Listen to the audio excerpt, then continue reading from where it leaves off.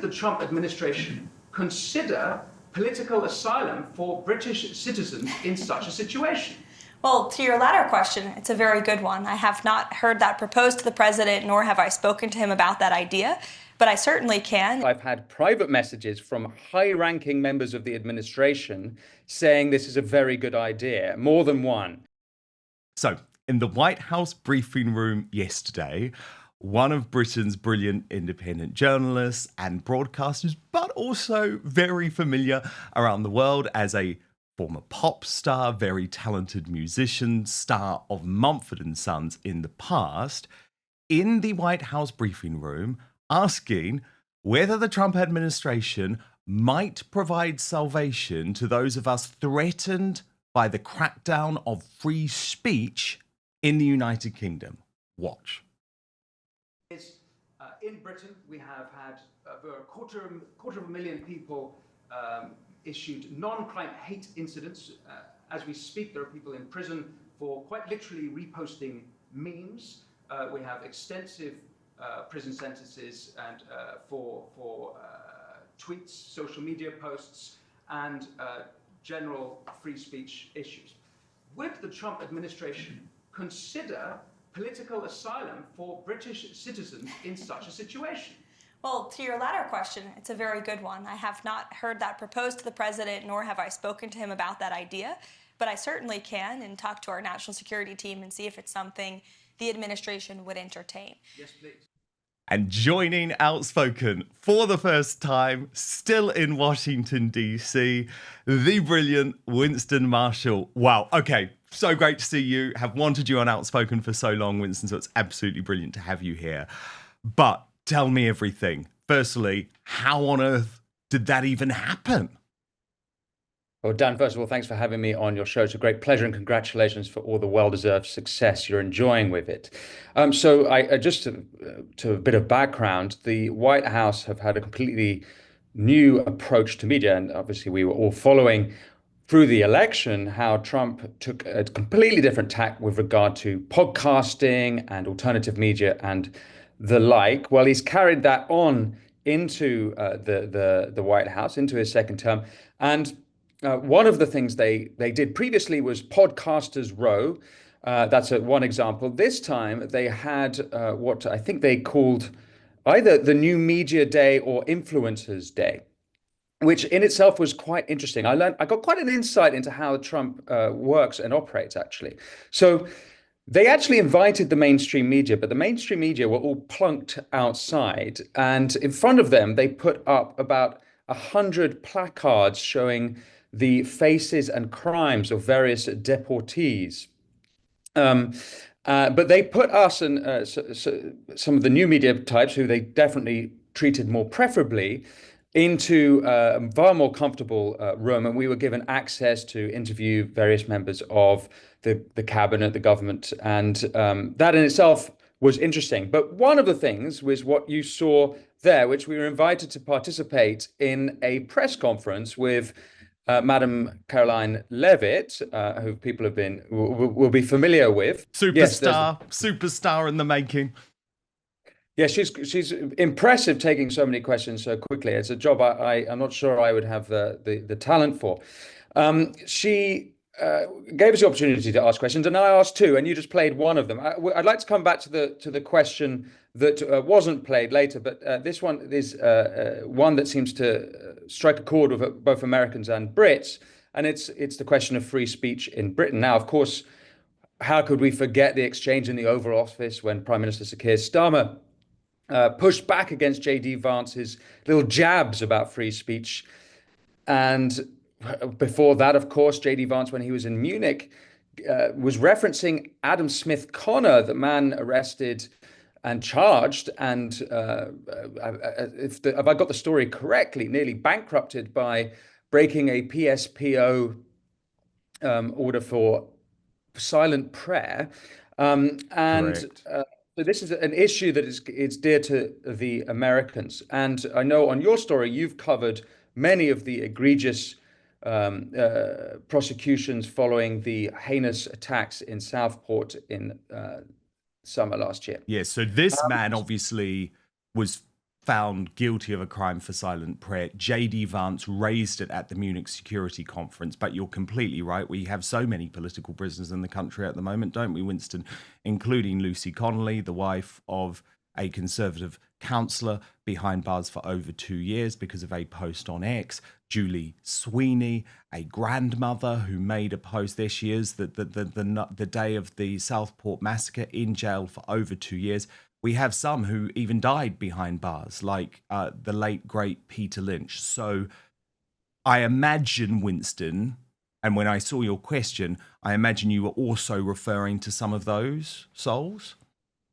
Some of those. I mean, if you take Connolly, now, whether or not you agree that it was a crime, no one could possibly agree that 2.5 years is an appropriate sentence for the post she made. I'd also say an important context for all of those people charged after the attacks in last summer. The two examples of Mark Heath, who I believe you've had on your show. Yes, I have. There's another former Marine whose name escapes me as I speak now. I think it's Michael. I've forgotten, but the Free Speech Union defended him. And both of them, unlike all of these other cases, pled not guilty. Now, the reason that they pled not guilty and the others pled guilty is because the others were effectively bullied into pleading guilty by whatever authorities. And these two other counterexamples who pled not guilty, the jury completely put the cases out almost immediately. So it's the case that something very, very funny went on with that. And then just for broader context, I'd also say we've quite literally had comedians spending nights in jail for things they've posted. Count Dankula being a famous example, and the ongoing stories about hate speech in Scotland and criminal jokes. So we've definitely got a free speech issue in Britain, and I think it's hard to argue against that. So the proposition that I made was to Madam Levitt is that, would the administration consider it? Now, I actually thought that they might already have considered it, because it would be in keeping of what J.D. Vance, Vice President J.D. Vance, has been saying, and particularly in the context of them trying to organize a trade deal. Now, this was my second question. So my second question was, as we speak at the moment, their administration and our government are negotiating the tariff deal, and J.D. Vance famously said, "No free speech, no deal." Now, our British Business Secretary, Jonathan Reynolds, has said that free speech, when it's come to the actual negotiations, has, quote, not been a material, well, I should say, has not been, quote, a material factor. And he's been dealing, I guess, with the US State Department. No, forgive me. He's been dealing with the Commerce Department and the State Department. It's more an issue for the State Department than the Commerce Department. So for me, it sounds like mixed messages. On the one hand, the second in command is saying, no free speech, no deal. On the other hand, when it comes to our representatives are saying it's not actually important when they're in negotiation. So I want clarity when it comes to that specific issue. So that was the context of why I asked the question. Yes, about, and I think, Winston, I'm pretty sure the man that you're referring to, by the way, the other man you're referring to is who the Free Speech Union is helping, is Jamie Michaels, who was a former Royal Marine. Now, it was astonishing. You're completely right. He pleaded not guilty, thank God. He was cleared by a jury, I'm pretty sure in under half an hour, but he had been dragged into the court for effectively clumsy language after the Southport massacre. He described some illegal immigrants as scumbags and psychopaths, and he also mistakenly claimed that Axel Rudikabana, the terrorist, was not born in Cardiff. But I mean, come on, Winston. We see paedophiles like Hugh Edwards not spending a day behind bars. So anyway, I just wanted to give some clarity, because I think he is another brilliant man who was really, the state tried to destroy his life. But first, you know how often I talk about the need for free speech to be protected. And I've been increasingly thinking of the need for personal protection from snoopers, bad actors, and hackers online. I'm delighted to tell you I have now found the fail-safe solution. But what's more, this VPN, virtual private network, to use the full official term, is also a life changer when it comes to providing you entertainment and information from anywhere in the world, wherever you are. So I want to introduce you to Surfshark, an incredible and easy to use service that encrypts all your internet traffic, meaning your online activities stays safe so you can shop, stream, browse, and conduct your banking online in complete privacy. But what I love is that the benefits of Surfshark actually go way beyond keeping you safe online. It also allows you to access your favorite entertainment, news shows, news channels, and international streaming services like Hulu, iPlayer, HBO Max, Peacock, Netflix, Amazon Prime, Disney Plus, the full works within seconds, as if you were watching from another country, which can be really handy if particular shows are geo-blocked. If you're traveling for work or on holiday, you can also get all your favorite content from home, including sports. Plus, it's an insurance policy against creeping censorship in so many countries like France, which still, to this day, is blocking Rumble. How insane is that? You can watch anything, anytime, anywhere. True freedom, which I'm all about. A VPN can also save you money in these very tight times because you can get the best deals from websites that change their prices depending on where you're buying from. There are other benefits too. You can use Surfshark on unlimited devices, meaning your entire household can stay safe with just one subscription. And with over 3,200 servers in over 100 countries, there is a world of choice at your fingertips with 24/7 customer service if this is your first time using a VPN. So go to surfshark.com/outspoken for an extra 4 months of Surfshark at an unbeatable price. What's more, there's no risk here because Surfshark is so confident, and I use it every day, so I agree that it's the best VPN in the world, that you can give it a try for a full 30 days. If you're not entirely satisfied, you will get your money back. So go to surfshark.com/outspoken for an extra 4 months of Surfshark at an unbeatable price. But now, back to the show. Well, you got the wrong photo up. You don't want to be saying that this man was a brilliant man. No, definitely not. There he is. Jamie Michaels. Yes, well, Jamie Michaels' case was interesting because he put out a video, and if my memory serves me right, he says he's quite careful in actually what words he uses. And now I happen to agree that some illegal immigrants are scumbags. And the jury put the case out in a shorter amount of time than the video he was there for, if I've got that story correctly. Another immensely, what I believe is an egregious case is that of Lee Dunn, who served or was sentenced to 8 weeks for reposting memes. And the memes were of, I guess, Muslim men in Westminster standing over a British white baby. And with a comment something like, what's next, or something like that.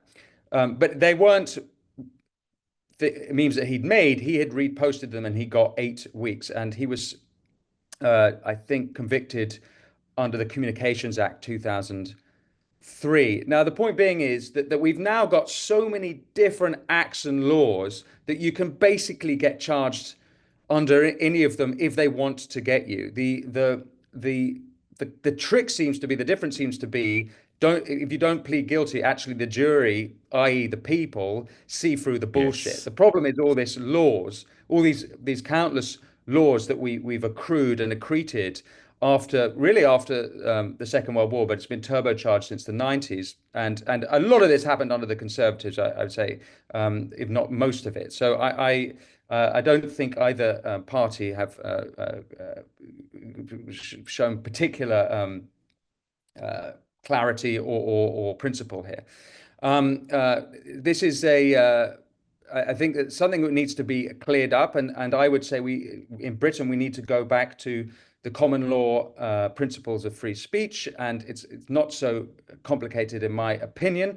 But in America, they have a completely different approach to free speech than we do, and I would say a completely different culture of free speech. They, of course, have the First Amendment, and Madam Levitt's response to me was that they want to impose, or rather teach us about the First Amendment, and it's a wonderful culture that comes from the First Amendment, but we don't actually have that.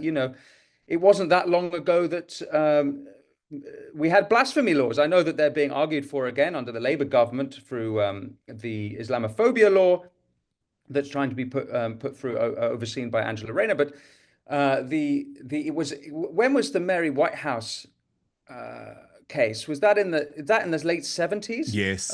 Yes. So we've quite literally had blasphemy laws in the very recent past, and free speech is not, even though the great tracts and articles of free speech that we think of, the pieces like Areopagitica by John Milton or John Stuart Mill or John Locke, and these other greats of free speech, even though they are English and we and British, and we think of this being the island of free speech, if you actually look at the record, it's not such a golden picture.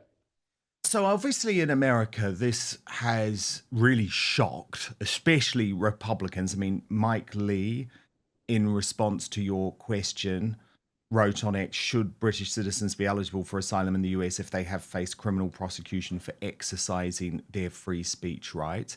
There were also major media figures too who spoke out against this. Liz Churchill, I never thought I'd watch a White House briefing where a British media influencer outright asked the press secretary if they'd consider political asylum for the Brits facing prison for posting memes on social media.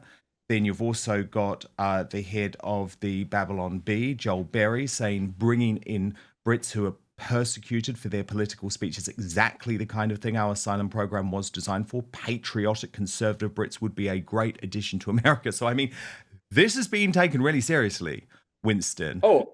And it looks like there could actually potentially be, I mean, you could imagine J.D. Vance, for example, wanting to jump on the back of this with a couple of those people who have been found guilty of silent prayer outside abortion clinics. I mean, I guess what I'm asking is, do you sense some traction overnight as a result of your question? Of the examples you gave, Senator Mike Lee is the most prominent. But I'll note I've had private messages from high-ranking members of the administration saying this is a very good idea, more than one. And so It's definitely been resonating with some people. Whether it gets back to the president and the top, we'll see. Although one thing I notice is that, and my experience at the White House all of yesterday is that his detractors won't like to admit it, but they really listen. Like, they really are paying attention to what's going on. Vice President J.D. Vance is a very online vice president, which his detractors knock him for, but they're paying attention. And they love these things that go viral. This is kind of how they sort of operate. I've noticed that even with how they put all the placards up of the deportees yesterday, they like to control the media by doing these publicity stunts. So whether they would actually do it or whether they might end up using it as a publicity stunt, either way, it might be helpful for us in Britain who care about these issues. Absolutely. I mean, the point is, it's sad, isn't it? But we are completely reliant at the moment on the United States of America to save us, because I'm sorry, Winston, when you have a prime minister, slippery Starmer as I call him, who is prepared to sit in the Oval Office, look into the eye of the Vice President J.D. Vance, who has asked a question based on research, based on evidence, based on something that we all know is going on, and provide a barefaced lie as a reply. And the mainstream media in the UK don't even bother to call him out on it. I mean, we do need help, don't we? We actually do need help. Yeah, we do need help. And I was also hoping there were other issues that the president might help us on. For example, the Chagos deal, which is just an absolute act of absurdity. Yeah. But I have to say, and this, having spent a bit of time there in other parts of DC, the message is actually that the president really likes Sir Keir Starmer. And I think this is partly to do with how the president operates. It's that if he gets on with you in person, he doesn't really care what you've said or tweeted about him before. If he likes the way you treat him in person, he basically likes you. Now, the plus side of that, although he might not address the Chagos deal or free speech stuff in the end. The plus side, of course, is that our we're in a more favorable position on the tariff deal, which is extremely important, really. With obviously we had the minimum imposition of 10%. 10%. I would say that it's not entirely clear whether we've got the 10% deal because he likes us or because the Americans actually have a trade surplus with us. And the whole trade deal is about their American trade deficit. So that's not entirely clear. But what is true, and I keep hearing this again and again, is that the president actually really likes Sir Keir Starmer. In a very bizarre interview that the president gave with Ben Dominic at The Spectator, which is a written interview, he kept saying how much he liked Sir Keir Starmer's voice. Now, when I read that, I spat out my coffee because it's the most monotone voice that we all would love to never hear again. Yeah, quite. But it's the British accent, Winston. They just love it. They love it. They love even the worst British accent. Come on.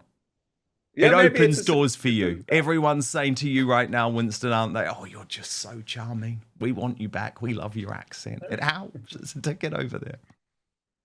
It does help. I can say total nonsense bullshit, and that if I say it with enough charm and I kind of ham up the poshness, they seem to like it. Doesn't go down so well back home. Thank you so much for watching Dan Wootton Outspoken. Please click on my face just to the bottom left to subscribe to this brand new independent news source and turn on the notification bell so you'll be alerted to our brand new live shows, uncancelled interviews, and special royal episodes. Outspoken is also now available as a podcast, so you can listen to the show every weekday on the go, wherever you are.